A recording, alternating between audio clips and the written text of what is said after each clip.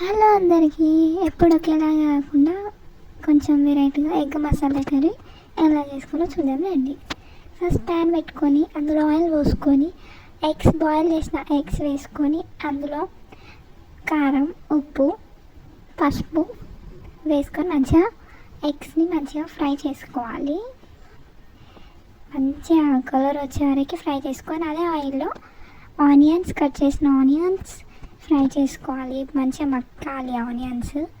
ఆ తర్వాత అందులోనే టొమాటో వేయాలి. వేసి మంచిగా మెత్తగా అయ్యే వరకు మంచిగా ఆయిల్లో ఫ్రై చేసుకోవాలి. ఆ తర్వాత మిక్సీలో పేస్ట్ పట్టుకోవాలి ఇలా. అండ్ అదే ప్యాన్లో ఆయిల్ పోసుకొని 2 స్పూన్స్ అందులోనే ఇలాచీ, లవంగ, జీలకర్ర, మిరియాలు, స్టార్ పువ్వు, ఇలాచీ ఇవన్నీ వేసుకొని ఆనియన్స్ వేసుకొని ఫ్రై చేసుకోవాలి.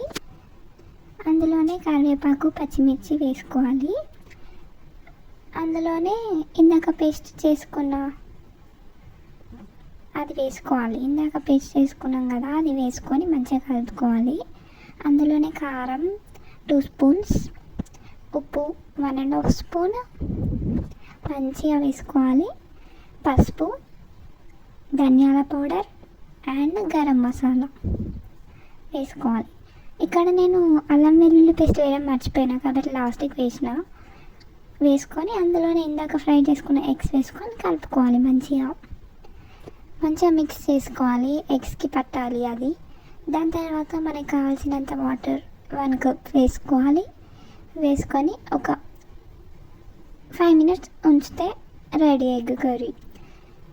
కొత్తిమీర వేసుకొని పైనుండి ఆఫ్ చేసుకోవాలండి.